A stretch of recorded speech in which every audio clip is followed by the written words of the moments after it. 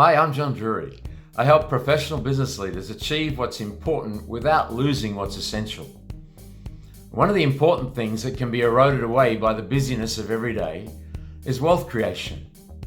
So many people I come across who are business owners who have a corporate career don't have a wealth creation plan. They're living well, their income is mostly going into their lifestyle. They're enjoying that, but the challenge is that if you own a business and you've got a good income, then a portion of that must be going into wealth creation. Not just when you're 50 and need to think about retirement, but earlier on than that. You know, if you start at say 20, put aside $160 a week at 5% interest, you'll have $1 million by the time you're 60. It's just that simple. The best wealth creation strategies involve putting aside a little bit regularly, and it compounds over time. And the beauty of compound interest, we become wealthy. That's the best way to do it. But not many of us have the disciplines or the strategies in place to do that. See, I would encourage you to put aside at least 10% of your income into a wealth creation plan. The first thing you need to do is clear away any credit card or other unsecured debt. Put that money aside and deal with that as quickly as you possibly can, because it's eating away at your life.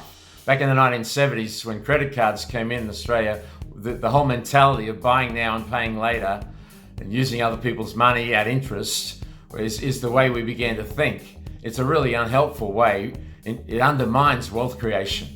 What we need to do is get back to saving and building income, building wealth, and doing that by buying property or buying shares or other things that grow in their asset value over time. And that's the best way to grow wealth. You can play with Bitcoin and other things. Say you've got $5,000 that it doesn't matter if you lose. You can play with the get-rich-quick kind of schemes with that kind of money.